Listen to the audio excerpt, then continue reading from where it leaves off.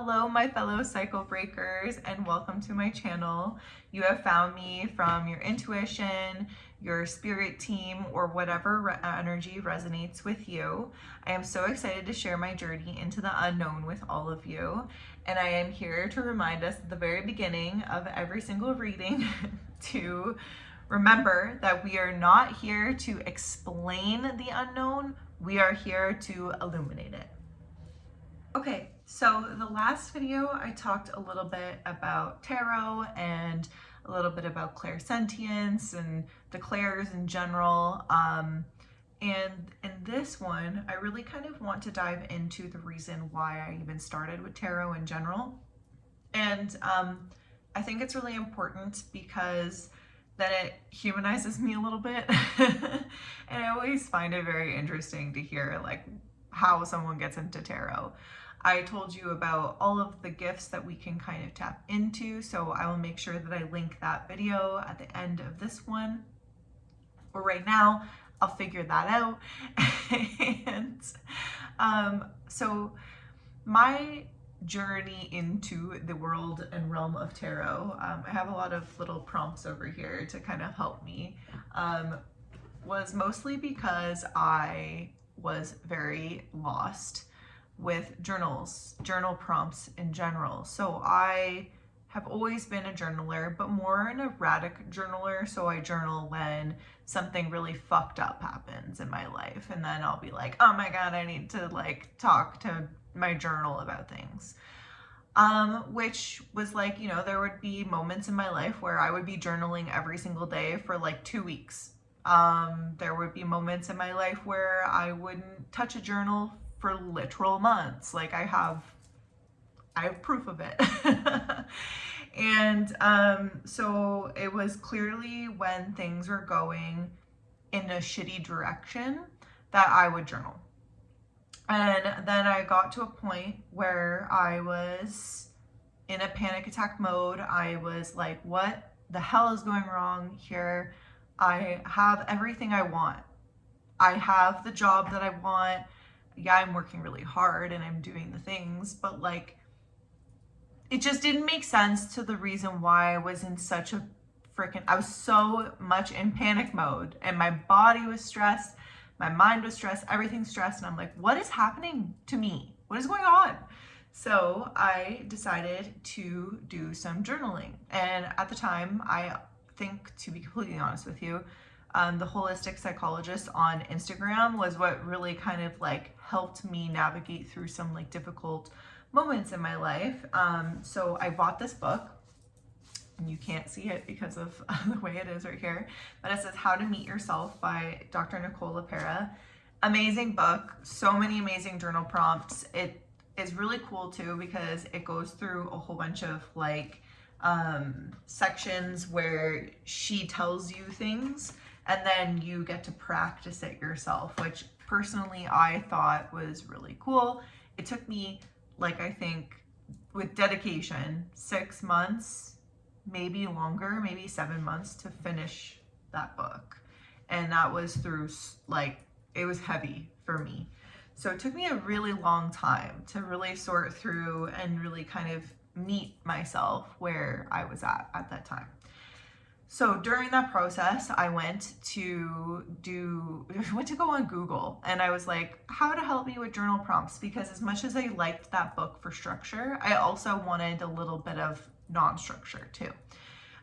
So I was like, what is a good way to help me with like journal prompts? And it talked about tarot. So I went to a store and I bought this because I liked the cover. Genuinely, that was it. I was so fucking nervous to start doing tarot because I was like, what the, like, I don't know how to read this shit. I have no idea. Like, I'm not a psychic or whatever. Like, I don't know what's going on. So I was like, okay, I'm going to start with the first couple and we're going to go from there. So that's what I did. So there are 22 major arcana and the rest are, so it's a 78 card deck. The rest are minor arcana. It is split into 4 different suits. So you've got the hero's journey at the beginning with the major arcanas, And then you have the minor arcanas afterwards. If you are a person who knows tarot and you're like, yeah, whatever, then you can just skip this part. But basically, the four parts or the houses are pentacles or coins, cups. So sorry, and coins deals with earthly matters, the earth. It could be like the things that you have. That could be a whole bunch of different things. It could be anything that means a lot to you. If that's wealth, then it could be wealth.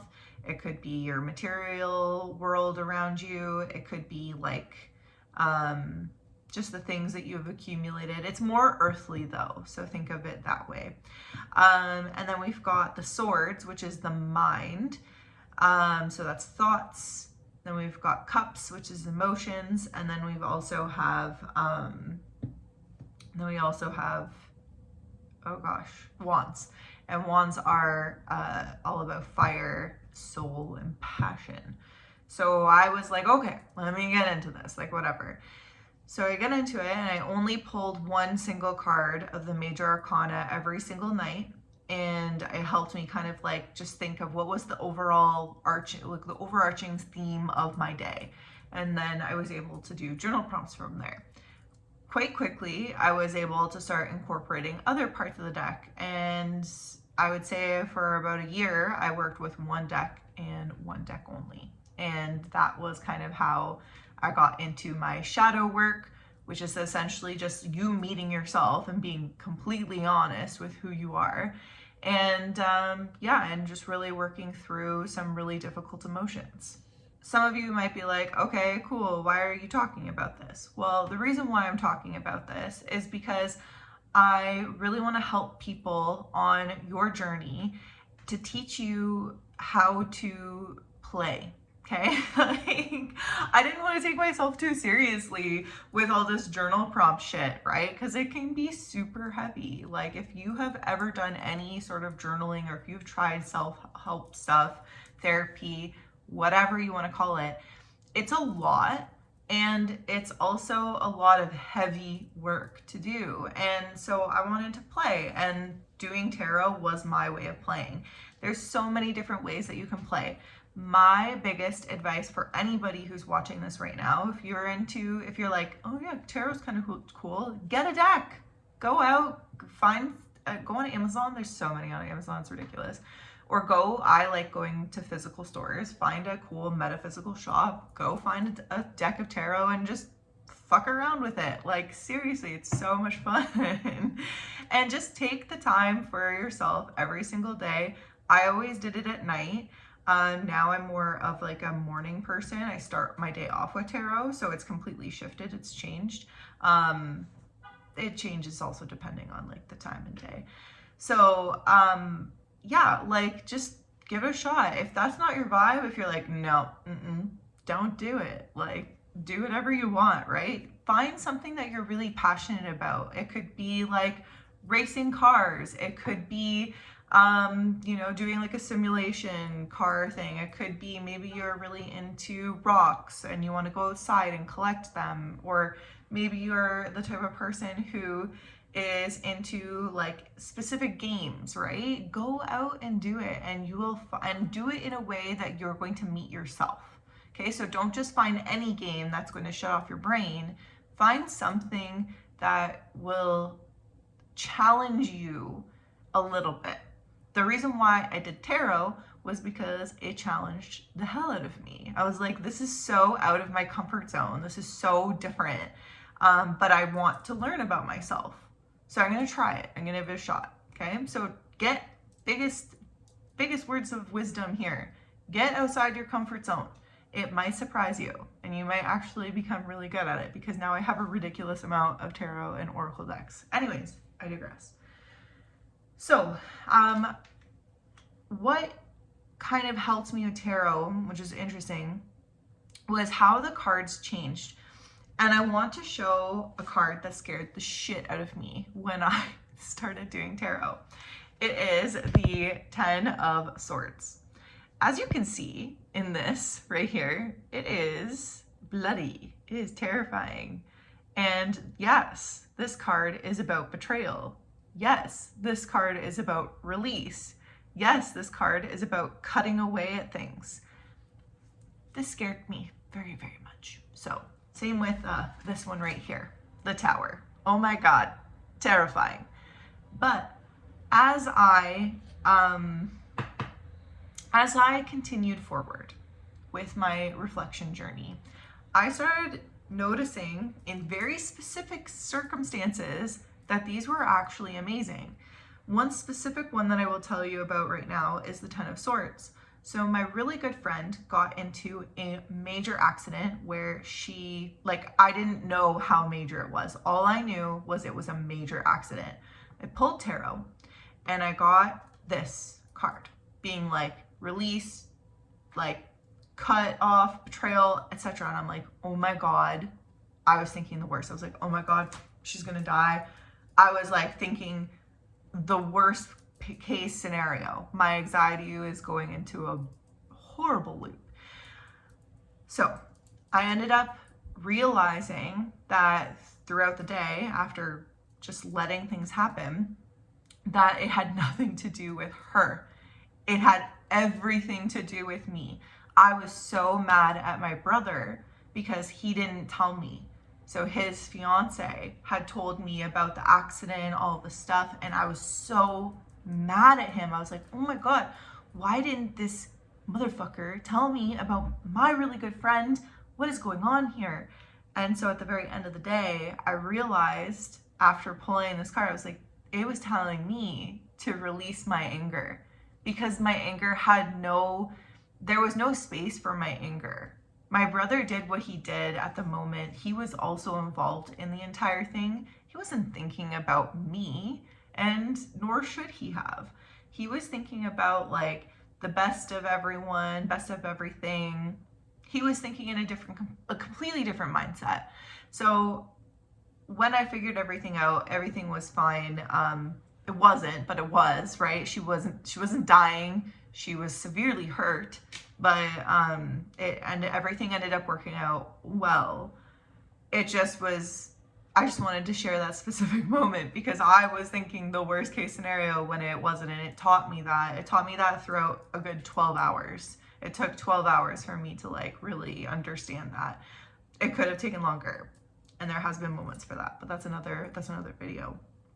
And then I will give you one that, for example, let's go with this one.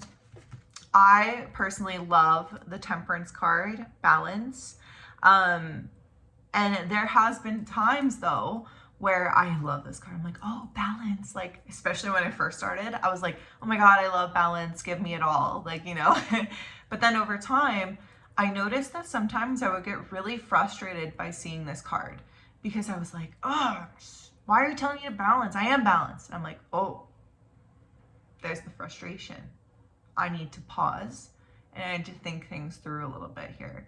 So there's just so many, and I had a whole bunch of them to show you, but it really goes to show you that, like, for example, every single one of these cards, that these are all of like my favorites here, from this deck at least, it goes to show you that every single one of these cards, depending on the particular point in time in your life that you have or you're going through, you develop very significant relationships to them. And the cool part is, so cool, it changes. It totally changes, and it's constantly changing. And that's why I love tarot, is because it's constantly reminding me of change. It's constantly reminding me of how our beliefs, the way that we think, the way that we view the world, it's constantly changing. It doesn't have to stay fixed. And that is what I truly, truly love about it. So today I wanted to kind of really focus in on one specific card, and it is the Hanged Man. So the Hanged Man is, it's funny because it's Sleeping Beauty, so it should be the Hanged Woman in my humble opinion, but I digress. So the Hanged Man is a card of like delays, suspension. Obviously, like she's being literally suspended, right? In a liminal state, both like physically, but also like mentally, right? Too. So it's almost like a coma state, right? Where we're in this state of yeah, suspension, delay, viewing the world in a different perspective. Okay, so today I woke up and I was so tired. I was so, I don't even know. I don't even know how to describe this morning. It was like really emotional, like so emotional. And so I ended up doing tarot, and it was so clear that they were like, go into nature and ground yourself. So I was like, slay, let's do it. Let's go and let's just sit in nature. So I went into my favorite spot, very nostalgic spot, very animal active. I had so many animals go into my hand. It was so cute. I had a night hatch go into my hand, which was the coolest thing. I had chickadees, I had little chipmunks come up to me, and it was just like very beautiful. I saw a woodpecker really close to me, a heron. Oh, that scared me, not gonna lie, because they're so big. So it was like Snow White, oh my gosh, sorry. I surprise myself sometimes, but it was literally my Snow White day. The reason why I'm telling you this is because the night hatch, did you know, they actually go down the tree in an upside down way. Like they'll climb it upside down, and it's the most bizarre thing. Watch a YouTube video if you are like, yeah, nature, look at it, it's fascinating. So I looked it up and I was just like, you know what card this is giving me right now, this energy, it's giving me the Hanged Man. And it was crazy because it was my tarot earlier in the morning was all about like, look at things from a different perspective, because I was really struggling with like what to focus in on with this video, because I have just so many thoughts. I'm like, oh, I could do this, I could do that. And then I was like, you know, I'm going to focus in on like what was something I'm really passionate about. And it turns out it's this perspective. And so I'm standing there, and this night hatch went into my hand, not once, but twice. I didn't have anything in my hand, and it came into my hand, and it like, I love their little like claws. It's just the coolest feeling. And I just felt so deeply at peace in that moment when the bird went into my hand, because it showed me trust. Like, you're just gonna trust me. It means that there has been multiple people on this trail that have created such a safe space for these birds to go onto a human's hand. Because when you think about it, you're not just going to go to a random place and stick out your hand and a random bird's going to go on you, right? It takes time and it takes effort. So it showed me in that moment that this was a safe trail. This is a safe space. People come here for the nature. People come here to have this type of experience that I am personally having. And I just thought that was the coolest thing ever. I was just like, this is so neat. And then it kind of made me think about like, so I have a whole bunch of other decks, like I said, but I decided to only pull from these ones. So I've got the Hanged Man, and I saw a dead crawfish today. Crayfish. And this is the reason why I took this one, because it was in the water. And I actually wasn't planning on saying this, but before I even went to that spot, there was this old man, and he looked like he was a ghost. Like he looked like this was what he was doing to survive, you know? And I don't know if he was homeless. I don't know if like that was just the way, maybe he has a car and he's just driving here and this is like his way of rewilding himself, or maybe this is just how he thinks that he wants to live his life. I don't know. I didn't ask him, but he just symbolized like how how there are people in this world who are so upset with the way that their lives have gone that they are just in like survival mode, and that is all that they need in their lives, is to just go out fishing, find whatever it is that they can, go home, cook it, and that's what they want to do for the rest of their lives. Like, they're not thinking about higher self stuff. They're not thinking about bettering themselves. They're not thinking about all this stuff. Even though they have the tools, they're not doing that. So I thought, wow, that's also such a different perspective. And then I also got this card from my other deck.